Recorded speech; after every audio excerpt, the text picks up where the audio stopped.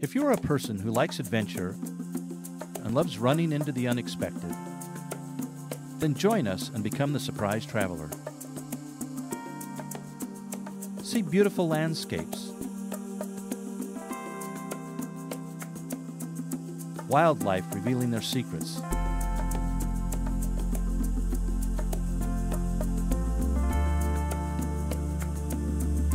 fascinating architecture,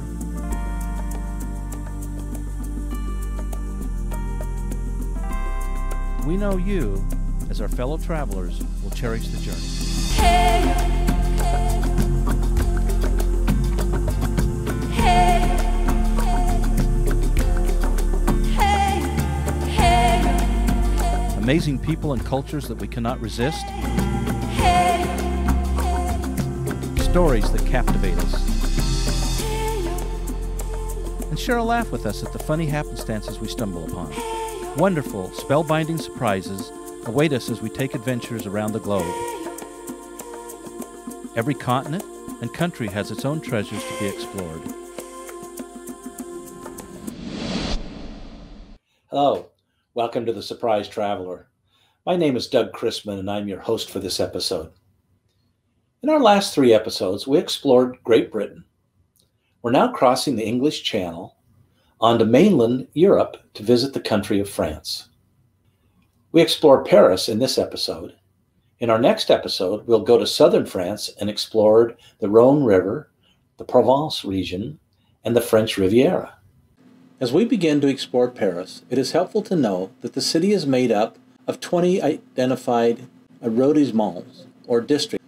For example, we start out in the Louvre district number 1, then move over to district number 7 to see the Musée d'Orsay, and then up to district number 18 to Montmartre and the Moulin Rouge. And onward we go with our guide as we explore Paris to discover well-known and lesser-known areas of interest, as well as some fun facts. Did you know the Louvre first opened in 1793 and is now the world's largest art gallery and museum and is one of the most visited galleries in the world, France's #1 attraction. It contains over 38,000 pieces of art, and a highlight is to visit the remains of the original 1190 AD foundation under the museum.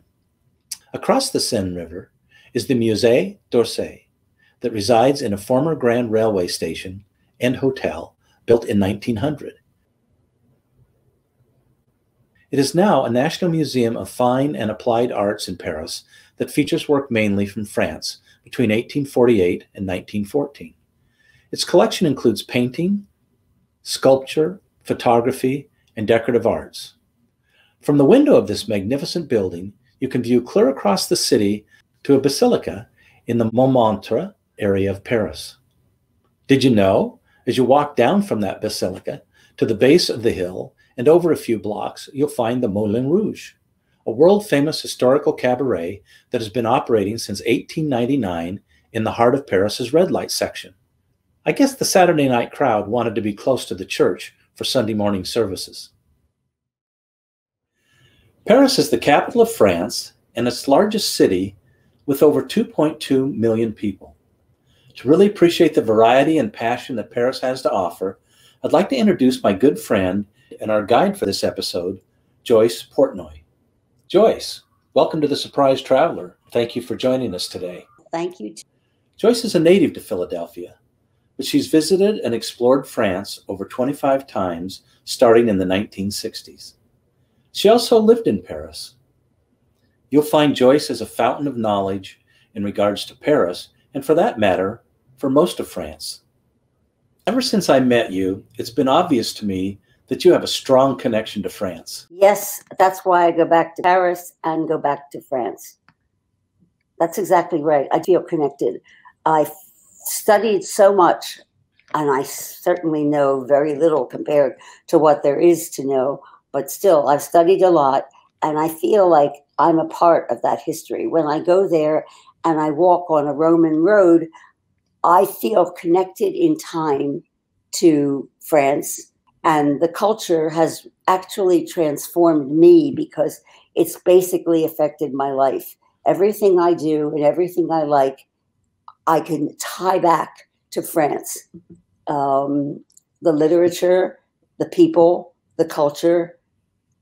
France keeps its heritage sacred and values it by highlighting it in the many ways it possibly can, through literature, through decoration. That is what is very surprising to me, how much stays the same and how much has changed. The Paris that I first knew and that everyone remembers is the monumental one. The Eiffel Tower, Notre Dame, the quays of the Seine, the Arc de Triomphe. Even though it's old and new, that the mix is unusual. There's always something new, and sometimes it's in the midst of something very old. Mm-hmm. All I know is when I go back to Paris, the sight of it just thrills me. And it doesn't matter how many times I see these monuments, like the Eiffel Tower, I'm still astonished by it. Visiting Notre Dame, that gives me goose flesh.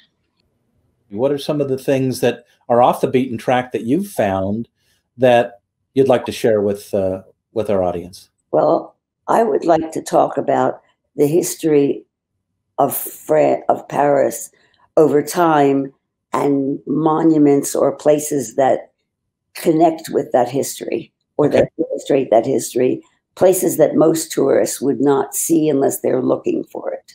Okay. Paris was occupied by tribes, I suppose, before Christ, BCE, before the Christian era. And the tribes occupied a little island in the middle of the river Seine, and then it eventually became a little town. That town is now a Gallo-Roman town, meaning it's Roman because it was built largely by the Romans who had invaded France under Julius Caesar and combined with the Gallic tribes that were already in France to create what is known as Gallo-Roman Paris. That city you can see, it is under Notre Dame, and you can walk along one street that parallels a road that leads up to Notre Dame that most tourists take. But this is underground. The whole city is exposed, and you can walk above it on ramps that are very well described. No one bothers pretty much to see it unless they're really interested in architecture or unless they seek it out. I didn't even hear about that underground street. The crypt. It's called the Crypt of Notre Dame. The ruins are the ground, which is way below the level of the street now, because as Paris was built, the levels went up. Okay. It's amazing. How long of a stretch is it? It's about a square block. Okay. Pretty much the size of Washington Square. All right. Interesting. Okay. It's got the size of the square on which Notre Dame sits. It isn't only this crypt that we missed, but during our pre-interview, you mentioned something about catacombs in Paris. They're pretty good, actually. They're really interesting. My nephew insisted we go there, and if it weren't for him, I probably wouldn't have gone. We had to wait 2 hours in line to get in to see the catacombs. What are they? What are the catacombs? The catacombs are the burial places from the cemeteries in France. Oh. They just moved them all underground into former quarries because they had no more room in the cemeteries. So they picked up the bones and they moved them. But they didn't just move them haphazardly. They moved them in a very coherent, strategic way. Pretty fantastic. Yeah. Are they still burying people in the catacombs today? No. No, they come from the cemeteries that were emptied in the early 19th century. That's when they emptied the cemeteries over between late 18th century and early 19th century. Wow. They emptied the Paris cemeteries and built Paris. There are cemeteries in Paris, but I didn't talk about them. Yeah. The crypts and the catacombs. Are we talking about West Side Story here? Maybe we are. Since we've been talking about under Notre Dame, there's also a tale, I think, to be told about the top or the spire of Notre Dame, isn't there? The first spire was built around 30 or so. And that lasted until the 18th century, the late 18th century. But it had so deteriorated that it was in danger of collapse, and it was taken down just before the French Revolution. And Paris remained without a spire until 1856, when Napoleon III, gave Viollet-le-Duc the responsibility to build a new spire. And Viollet-le-Duc was the architect who was in charge of this. So that spire has been standing until it burned down. Now, there was a lot of grief, distress over that incident. And what has happened since then, there was a lot of discussion about what they should do, how they should do it, when they should do it. There were many schemes that called for crazy things like a swimming pool or a park. So what they have decided to do is rebuild the roof and the spire just as it had been before the fire. I understand from talking to you that there's a castle right in the middle of Paris. There is. It is surprising to see a chateau in the middle of Paris. Vincennes is on the edge of Paris. There's a forested area built as a hunting lodge by Louis IX, who ruled between 1226 and 1270. And it became a family residence for the kings of France. It was destroyed in 1656, but the foundations still survive. And the current chateau was built in the late second half of the 14th century by Charles V. And it still looks as it did at the time, except for the buildings that have been destroyed. Basically, it is surrounded by walls enclosing the buildings. One of them is the keep. Going into the keep are steps that lead to the room where Charles V worked and lived. There was also a place next to the room where he could keep the treasury. Standing in that room was very exciting, and it was really a remarkable visit. At the entrance to the chateau, there's a gatehouse whose function was to defend the chateau. Joyce, I'm sorry to interrupt you, but at the beginning of this discussion, I said castle and you said chateau.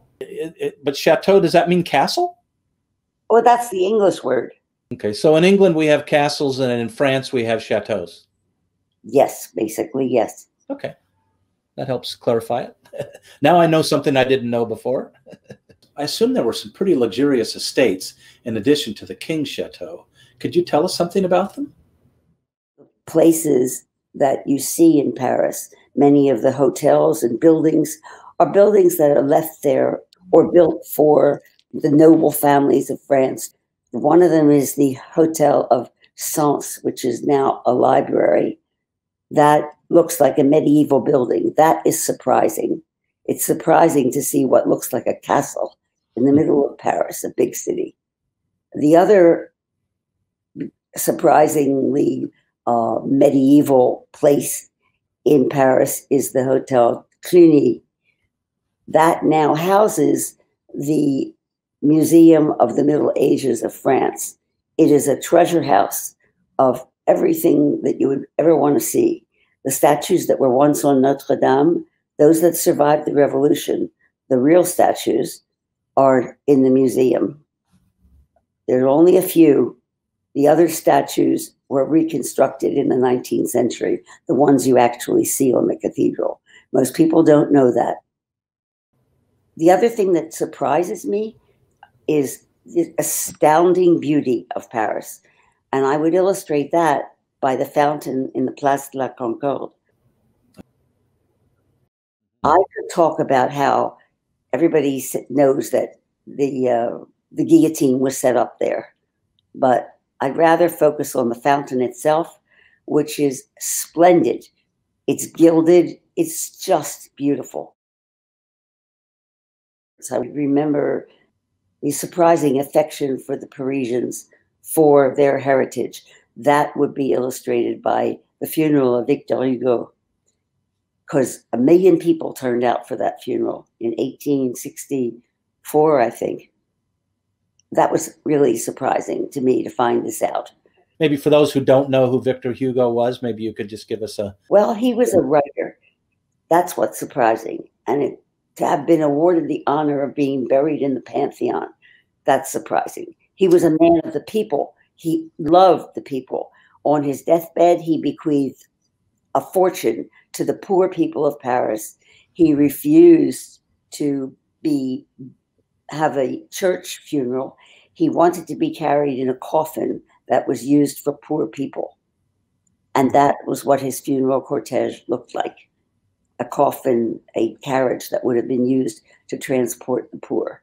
So he was a champion of romanticism, a champion of the people's rights, unlike anyone who came before them. And because he was a writer and a poet, he was highly articulate, and he was very widely respected and honored, as he is today. Right.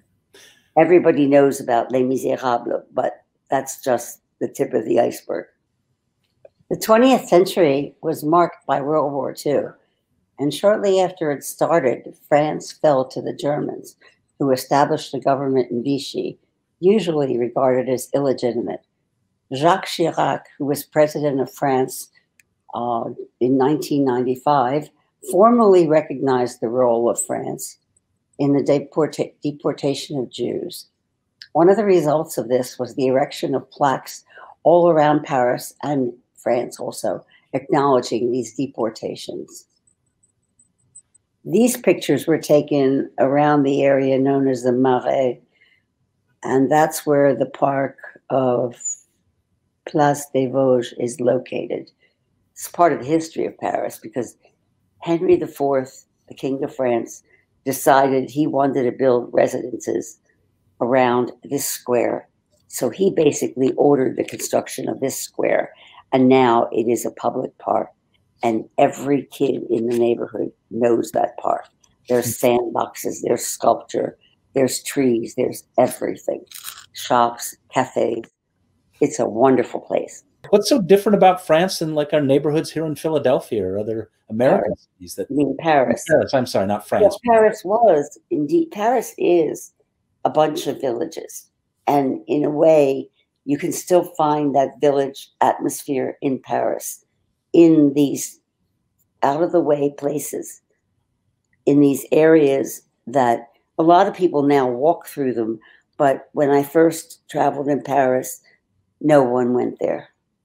So I've discovered over time all these little areas of Paris. One neighborhood was an industrial neighborhood where there were a lot of factories making clothes. That neighborhood was known as Sentier, but they have a lot of industrial buildings, and many of the industrial buildings were converted into apartments and lofts, but still the original facades remain. One of the things that's most notable was a building that has glass facades. Glass wasn't used really until the 19th century because there was always a tax on glass. The more glass you had in a window, the more tax you paid. So glass was not very highly valued. So when that tax was removed, glass was very highly valued. So many of the buildings show a lot of glass, and that in combination with the wrought iron steel construction techniques that Gustave Eiffel is pronounced, Eiffel started are part of that area as well. The next part that I remember is a place called Butte de Caille. It was like a neighborhood hill, and that was the site of fighting during the Commune in 1870. It was where the French fought the Prussians.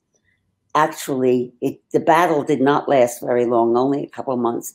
And that too is a very small neighborhood known as I said, it's called Butte de Caille. And what remains from that period of time is a public bath. There were many public bathhouses. This is the only one that remains and the only one still in use today. The other neighborhood that is really stunning, and probably one of the wealthiest neighborhoods in Paris is that of Auteuil. It was a separate village until very late in the 19th century that had buildings that were built for wealthy families. Some of them were built by Hector Guimard, who designed the metro stops in Paris, the very iconic entrances to the subway, the metro in Paris. There's very secluded spots. This is very surprising, very unusual to find. And it reminds you of being in the country. You would not expect to find a wooden door that looks like it belongs in the middle of some country, in the middle of Paris. But yet you do find them. And you find these elegant houses all over. One of these areas where you see this the most, besides Auteuil, is Passy. Passy is the area. Benjamin Franklin knew Passy very well. Jefferson knew Passy. Now there's a wonderful cafe on the square named for the neighborhood, and that neighborhood is very highly regarded by the locals. It's their corner shopping street. Everything is there. There's a market, there's everything. Probably the best known neighborhood in Paris for many people is the Latin Quarter, Quartier Latin. That is, I suppose the Sorbonne is the heart of the Latin Quarter. That is where the university was founded in the 12th century by those who occupied that little island in the center of Paris, Lutèce, which was known as Lutèce then, but which is now where Notre Dame is. So there's a path from Notre Dame to the Sorbonne that is reflected in the history of Paris. That is the oldest part of Paris. That street leading from Notre Dame to the Sorbonne is called the Street of St. James, because St. James of Compostela, that was part of his route, or the route of pilgrims who made this trek. So the Sorbonne symbolizes the Latin Quarter. So does, in a way, the arenas of Paris and the baths of Paris, which are very nearby, all the Roman ruins that are scattered among or very near this Latin Quarter. Because again, that was the part between Notre Dame and the Sorbonne was where the Roman city, the Gallo-Roman city, was built and still exists. With all of your adventures in Paris, what do you recall shocked you? That's easy. One day I was just walking in an old neighborhood and I came upon cows. Cows? Yes. Okay. Terracotta or whatever they were made of. Oh, okay. Strange to see a cow in the middle of Paris. So I saw one, and then I saw another, and then I saw another. And then I learned that it was part of an art festival. Paris had invited this company to display its cows, and each cow was supposed to represent part of the neighborhood or say something symbolic about France. Well, it was amazing to see them. I was really surprised, and I thought they were kind of fun, as you'll see. Yeah, that would have been fun. I don't think we saw any cows when we were in Paris, but not real ones. Anything else? There's a statue of this man on a bridge, and I didn't know much about the guy, but it turns out he was a zouave. Okay. He was a soldier, and he stands facing out from a bridge. It's just an odd place to have that kind of a statue. Right. The Parisians decided that they would use it as a marker for the level of the Seine River. So every time it rains, well, not every time it rains, but when there's a very big storm and the weather forecast is for possible flooding, everybody looks to that statue to see how high the water comes. Well, the water has come high. It has come to his waist. But when it's really bad, as it was in 1910. It came up to his shoulders. The other part of Paris that's very notable is Les Halles. That was the ancient food market that was built in the center of Paris. It was built, again, out of wrought iron in the 19th century. They had to tear it down. So now one of the benefits of that is they have a beautiful lawn in front of the church of Saint Eustache, which was the church of the neighborhood. And I walked there one day at dusk. It was just beautiful. And you could see that facade, which you could not see when that market was still existing. Oh, okay. So that has been a very good thing. There are parks all over Paris. That is one thing that has in common with Philadelphia. Philadelphia has a lot of parks. If I didn't see that. No, you'd have to know about it and go for it. Okay. Well, that's why we're talking to you, so we can find out about some of these things that we would miss otherwise, and lesser known areas that they should explore. Yes, if you have time. Thank you so much for all of your effort. It was a lot of fun. It's a lot of fun. Good. I really like doing this. One last stop. Let's take a minute and enjoy Monet's house and gardens, a short drive outside of Paris.